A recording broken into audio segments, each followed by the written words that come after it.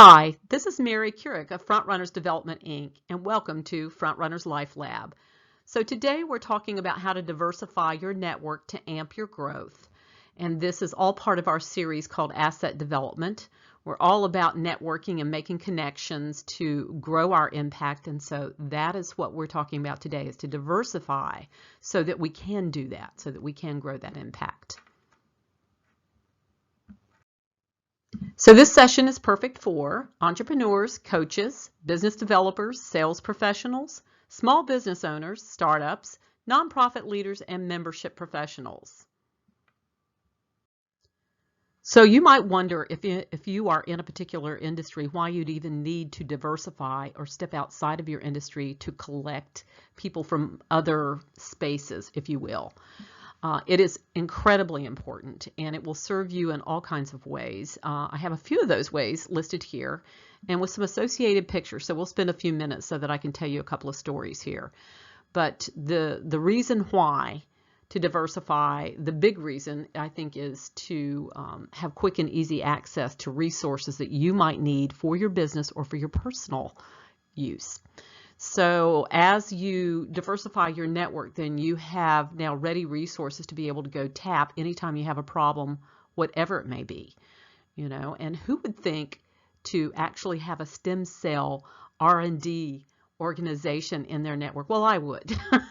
And what you're seeing in the picture over to the side there is a picture of the GeoStar CEO, Devin Patel, who's been a good member of our Frontrunners League for a while, with Stephen Hawking, and explaining to him some of the stem cell therapy work that they do.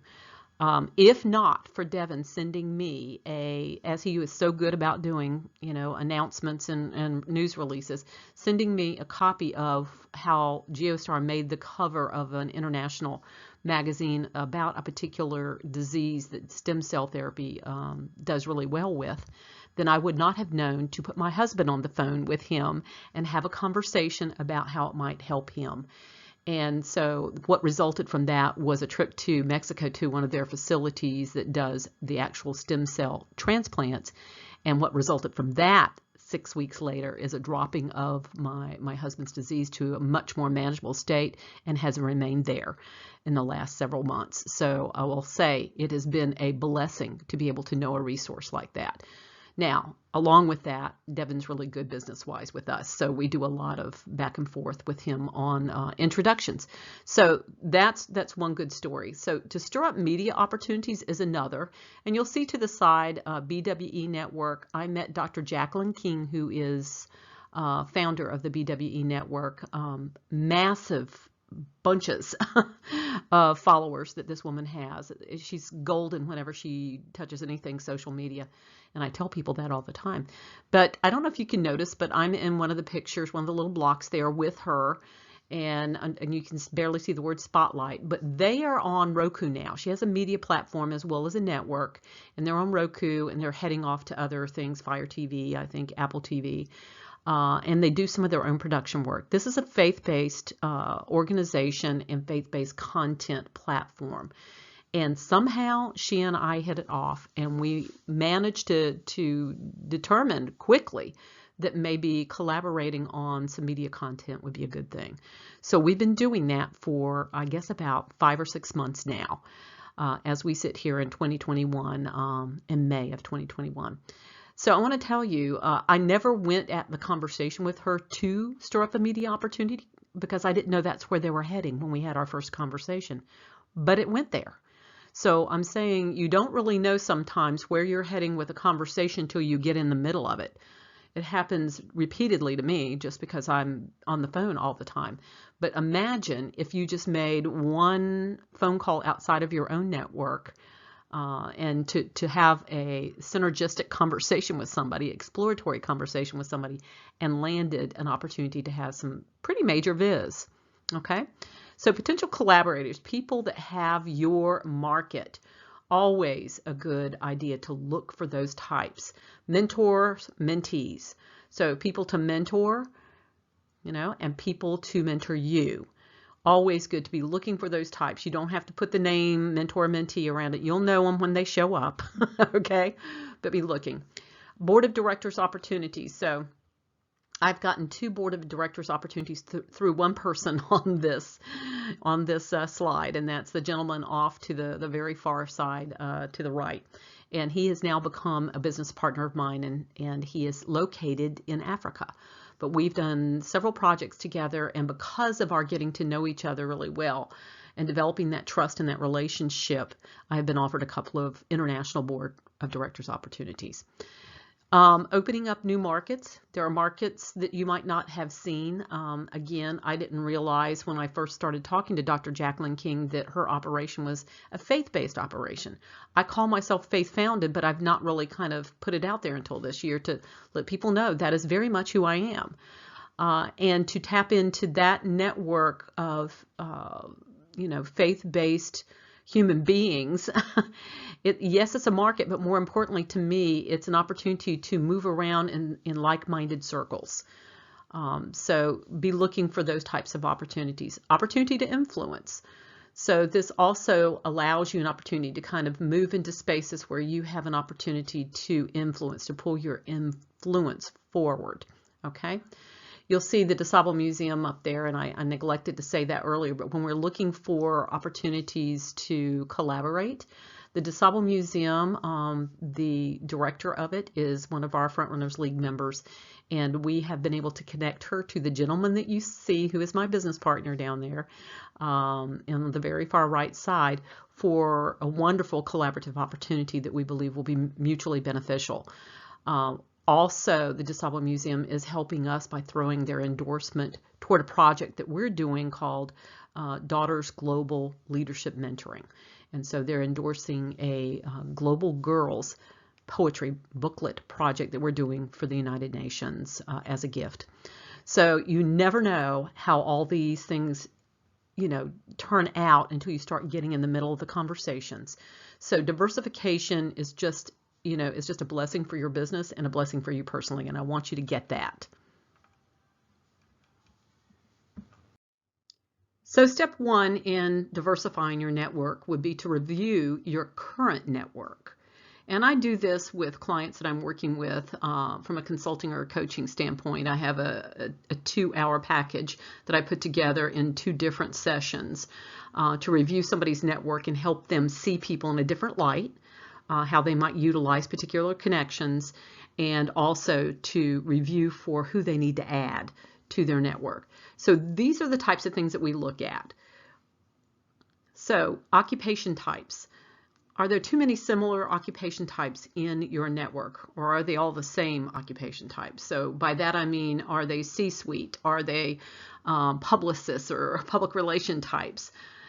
Who might they be that that will show you that you're kind of looking in a linear fashion at your network? You're kind of, grabbing the same types of people and pulling them in. It's really easy to do. You get caught up in that cycle easily. Okay, majority, are they located in your country? Because if they are, then perhaps you're not as global as you might like to be as you expand what you're doing. Now, are the majority in your own industry? Are they all coaches? Are they all in manufacturing? Maybe they're all in healthcare. Okay, think about how you can move outside of your own industry and gather people from other industries. So do you have any influencers? So if you have no influencers or significant leaders, thought leaders, TEDx speakers, authors, people who, by the nature of who they are as an influencer, they're gathering large followings and audiences. So if you have none of those types in your network, you might think about gathering some of those, because some of those will have your audience. Okay?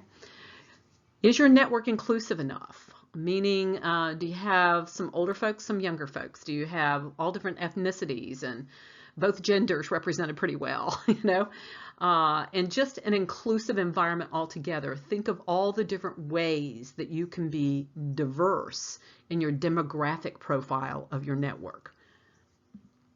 Can you see opportunity when you review the names? So as you look through the names in your inbox, your Gmail, your LinkedIn, whatever, your social media channels, are you seeing potential opportunities there? If not, you kind of have a stale network then.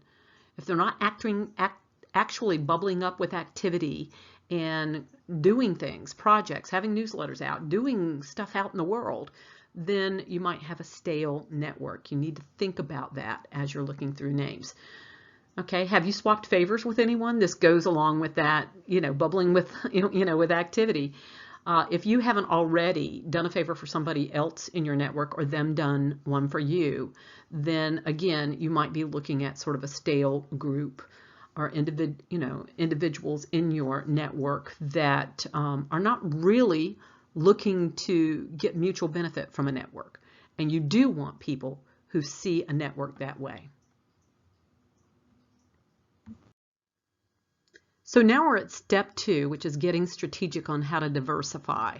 And by strategic, we really just mean being purposeful and with an aim in mind about the type of people that you want to add to your network. Most recently, and here's a good example, most recently, one of the things that I wanted to do was to add people from different types of spaces and countries into my network. And so I've been kind of looking through my LinkedIn profiles and different, people that I know that are in these spaces that can help me add to my network. So I put together sort of a bullet list that I would kind of put forward to somebody that I might be working with that I really felt like didn't have a really good balanced network. And it may or may not be you, but these are the types of people I would recommend. Influencers, leaders, diplomats, award winners.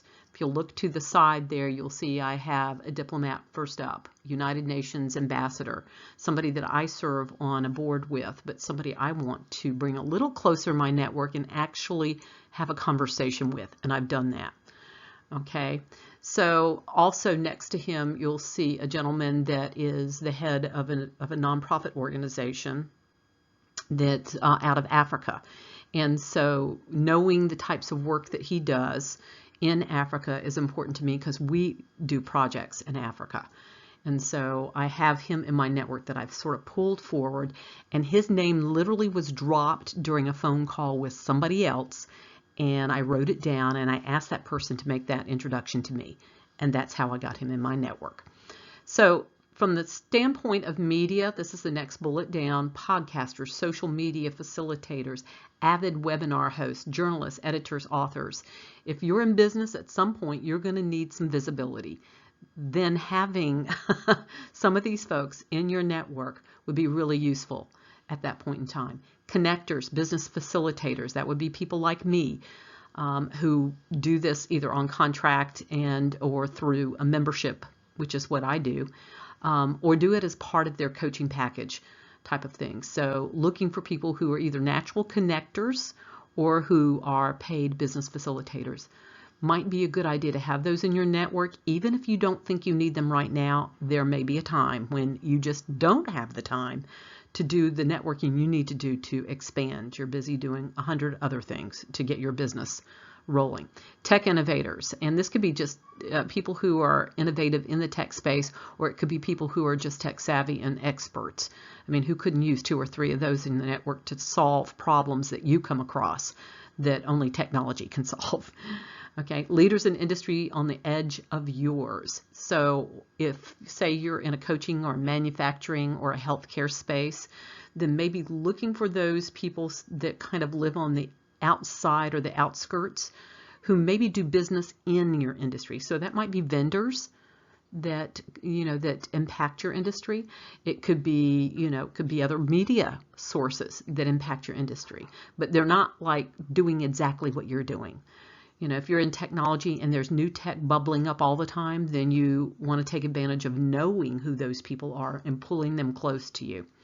So people with large mailing lists who put out newsletters regularly are next on my list, my bullet list.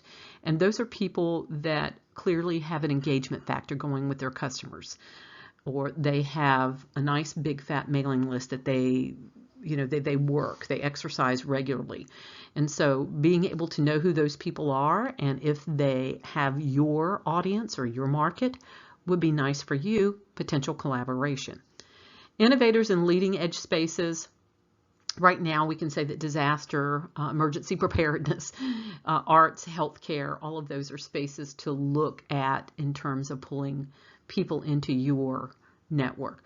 Board chairman, just by virtue of the fact that they are chairman, they are leaders. And usually board chairmen are always on the lookout for other board members that they can place on their boards. So definitely these are all people that you should think about to have in your network. Now, if you look back over to the side where the pictures are, you've got a beautiful young face looking at you. I have young people that serve on my advisory board. She is one of those, and she's out of Sweden. The gentleman at the top that I mentioned that was an ambassador, he's out of Pakistan. The gentleman to the right of him that is sitting in the chair is actually out of West Virginia originally, lives in Florida, but actually does most of his work in Africa. Now, the young lady that's grinning at you that I just mentioned that sits on my advisory board is a connector. And she's a connector in a particular space of young, people, young professionals. And I like that. I wanted to bring that into my network, and not only bring it into my network, but look at it as maybe a market that I would do something with down the road, some kind of a business with. So she's been an excellent connector for me. Off to the side of her is someone else that sits on my board of directors. This is Wendy Steele, who has built a women's investment or a micro investment organization worldwide. Who would want Wendy on their board of directors or their advisory board? So this is also an influencer and somebody with a large mailing list and a large group of influencers, because people who invest are usually influential in their communities. Somebody I want to know for sure. So these are just some ideas for you to think about as you're getting your strategy together to diversify your own network. So step 3 is where and how to find people. And so I always tell people, go to the place where you're most comfortable, because you're going to do your best networking that way. So if you're an in-person type of networker, then you're going to like Chamber of Commerce events. You're going to like, professional organizations that have conferences and networking events, that kind of thing. In terms of virtual networking, the platforms are more than I can even, put in this one slide. But, the most obvious are the social networks like the Facebook. Podcast platforms are always good because they oftentimes will allow for a flow of conversation back and forth, and you can actually meet someone that way. WhatsApp groups, oh my gosh, they're going crazy. I think I belong to like 50 of them, and I cannot keep up with the conversations and the businesses happening in those groups. LinkedIn, of course, I don't know if I mentioned that, but LinkedIn is one of my favorite ones. Lunch Club, I'll mention that again in a few minutes. Clubhouse is a hot one right now. That's a platform for people to connect up. And magazines, I'm one of those that when I get my hair done, I'm looking at a magazine. If I read an article about someone that I like, I will go find them on LinkedIn and bring them into my network. Probably even interview them. I've done that a few times. News articles for the same reason. And here's the obvious thing, the Frontrunners League. For a nominal fee right now, as we sit May 2021, you can literally have 15 minutes with me or one of my advisory board members, one of my team members, and so that we get to know you and what you're doing. And then you drop into our Frontrunners League as an associate member, and you're in the pool. You're in the pool of people we might be able to do some business with. And then you'll get to know about some of the business opportunities, because you'll be on our mailing list that we roll around every month. So that could be something of real interest to you. Now, how do you approach people? Introduce yourself. Exploratory conversation is a must. You need to know who's in your network. We're not talking about you gathering millions or thousands even, but just to have the right types. It's quality versus quantity here. So you want the quality people, and the only way to know that, other than just looking at their profile, is to have that conversation with them. So pick out somebody once a day or once a week at the minimum, and pull that person into your network and see how that makes a difference to your business. Think about that every week or every day if you think you can pull it off. If you can't, there are professionals like myself out there that will do it for you, that will help you figure out who you need and pull those people in for you. And so you can look at it that way if you want to. If you have interest in working with us, you know how to get a hold of us. If you're seeing us on Frontrunners Innovate, hit the contact button and send the communication our way. If we can't help you, we know people who can. So as far as resources goes, I use Calendly.com. Make sure if you're using an automated scheduler, that automated scheduler works in all countries. The last one I was using did not. So 3 times in one day, I sent a link link out to get some scheduling done on my calendar, and those people never received the link because the platform did not do business in certain countries, particularly countries in Africa. So Calendly seems to work just fine, and there's a free version and a level up version that you can get.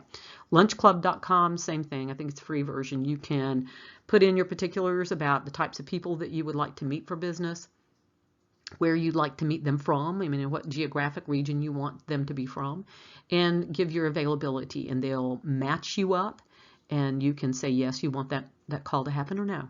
Okay. Free version. I believe there's also a paid version for that too.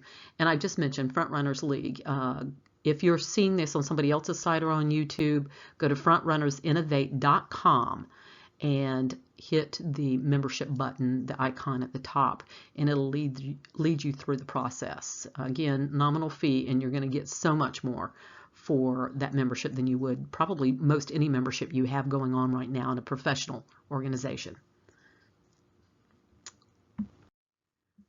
So we're at the end now, and hopefully you have some good information to go forward. If it's all, just too confusing or complicated to you and makes you feel like it gives you a headache, and that happens to some people who are not so inclined with dealing with their network in a very positive way in terms of proactively building that network and understanding that's your best asset.